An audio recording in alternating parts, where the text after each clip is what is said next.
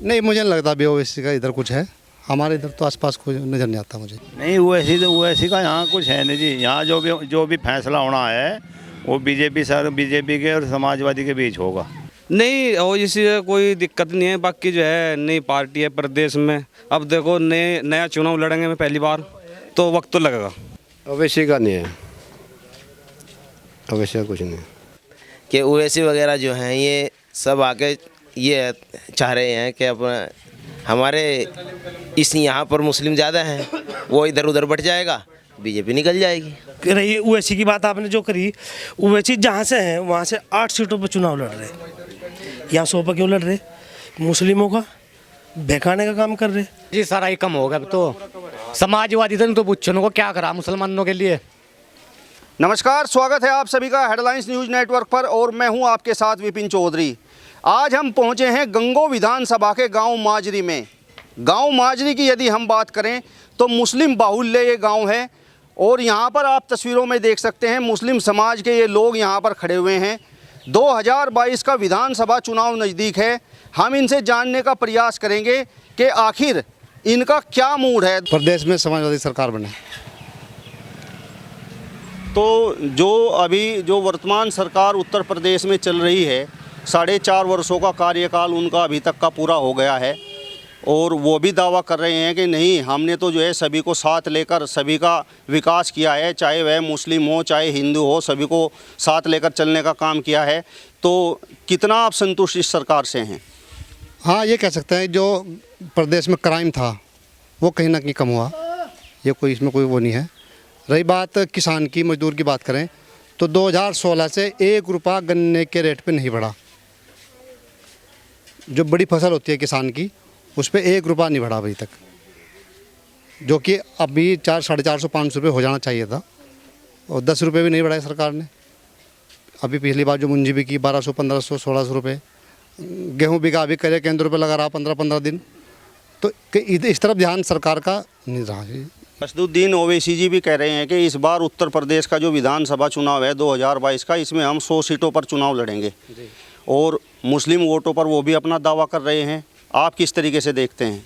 नहीं, मुझे नहीं लगता ओवैसी का इधर कुछ है। हमारे इधर तो आसपास कोई नज़र नहीं आता मुझे। ग्रामीण इस समय हमारे साथ में, हम इनसे भी बातचीत कर लेते हैं। आप अपना नाम बताइए। मेरा नाम मेहरबान पवार, पूर्व प्रधान। प्रधान जी, ये बताइए, 2014 से केंद्र में भाजपा की सरकार है, 2017 से उत्तर प्रदेश में भाजपा की सरकार है। किस तरीके से देखते हैं इन सरकारों में मुस्लिम समाज का कोई भला हुआ है या नहीं? नहीं, मुस्लिम समाज का जो भी सरकार ने काम करा वो सबके लिए करा। अगर कोई योजना आई तो मुसलमानों ने भी मिली, हिंदू भाइयों ने भी मिली। ऐसा नहीं है कि भाई मुसलमानों से नहीं योजना दी गई। शहरी विकास हुआ, शहरों में विकास करवाया है बीजेपी ने। अगर मकान दिए, हमारे रामपुर मनियारान में 1400 मकान आए तो उसमें 600 मुसलमानों के भी बने।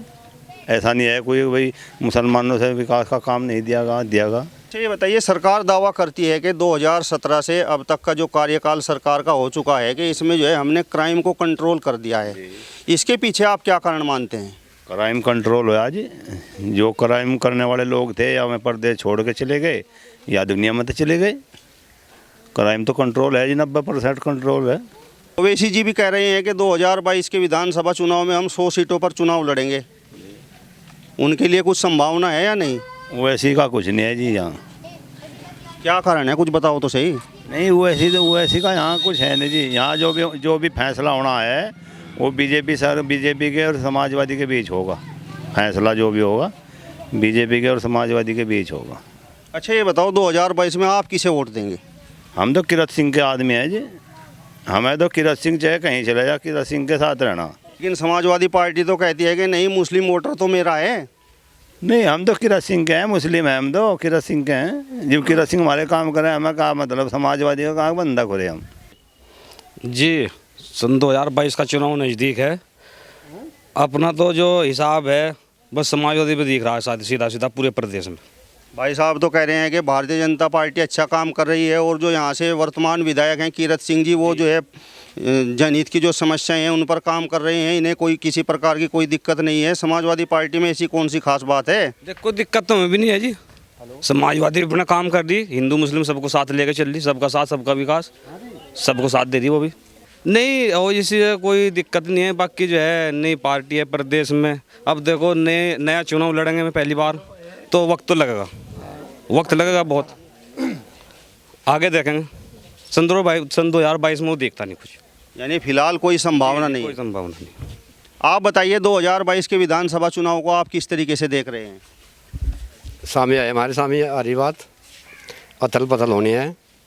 अतल पतल अच्छी है, बदलाव भी अच्छा है। पहले प्रधान कोई था, अब कोई है। अदल बदल ही हो वही अच्छी है। यानी आप मानते हैं कि जो वर्तमान सरकार है इसमें परिवर्तन होगा? परिवर्तन होगा, इसमें जरूर होगा। अब तो सभी बोल लेंगे, इसमें कोई चुप रहने का ही नहीं। टाइम नज़दीक है, चुप रहना नहीं कोई। बताओ 2022 में आपको क्या संभावना लग रही है, किसकी सरकार आने की संभावना है? इसकी समाजवादी की संभावना है। ओवैसी जी भी यहाँ से 100 सीटों पर चुनाव लड़ रहे हैं, उनके लिए कोई संभावना है या नहीं? अवैसी का नहीं है, अवैसी का कुछ नहीं।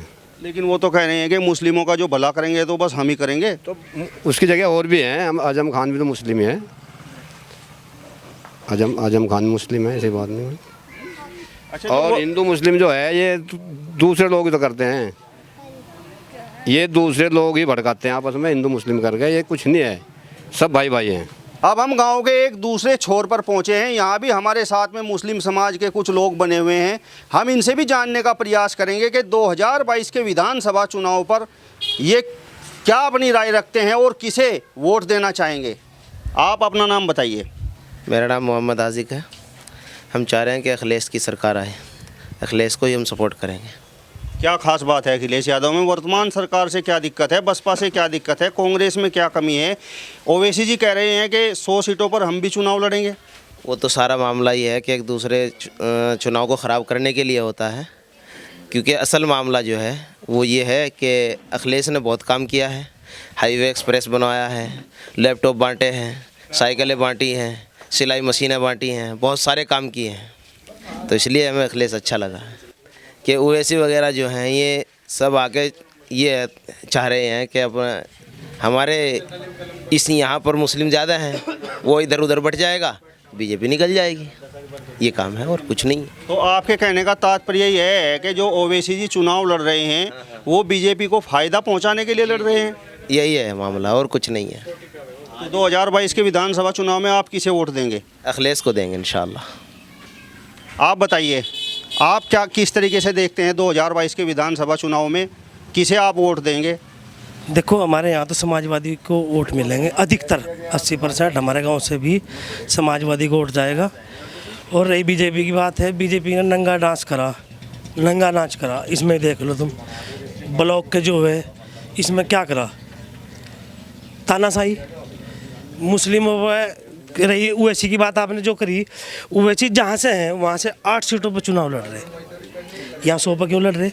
मुस्लिमों का बहकाने का काम कर रहे, आप जो बीजेपी को फायदा पहुंचाने का काम कर रहे। यहाँ 100 सीटों पर क्यों लड़ रहे हो? वजह क्या है? वर्तमान सरकार की आप बात कर रहे हैं, अभी आपने ब्लॉक प्रमुखी का जिक्र किया है, जिला पंचायत चुनाव का जिक्र किया है, लेकिन अध्यक्ष में क्या हुआ?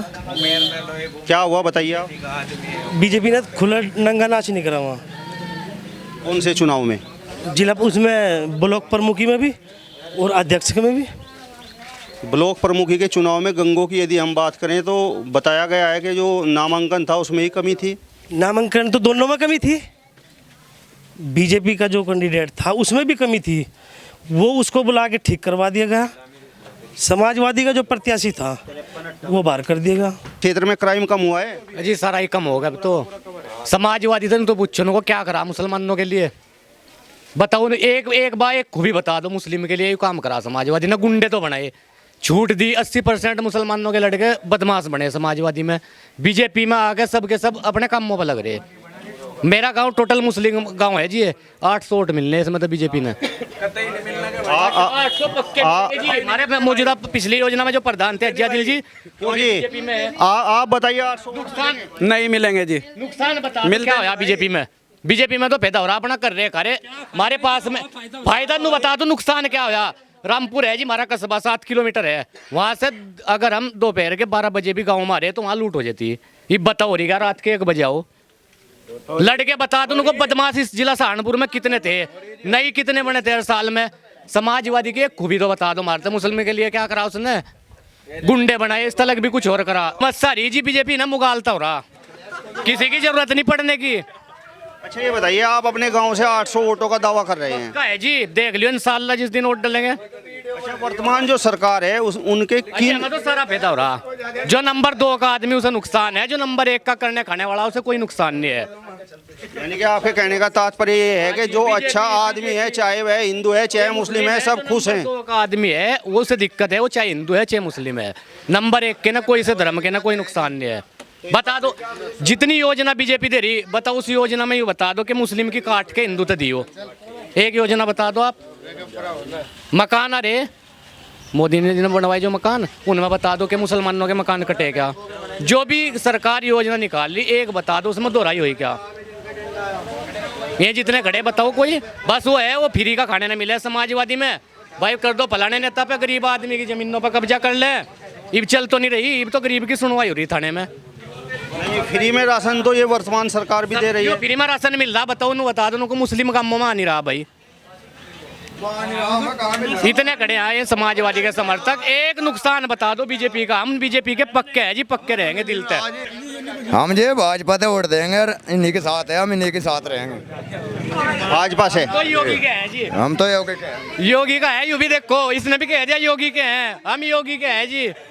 हमें योगी जी तो वोट देने, और समाजवादी आन नहीं देनी इंशाल्लाह। सब मुस्लिम जो है हलाल की खा रहे, अपना कर रहे खा रहे, ये गुंडा राज खत्म हो रहा। सबसे ज्यादा फायदा मुस्लिमों ने हो रहा, इनकी सोच खराब हो रही।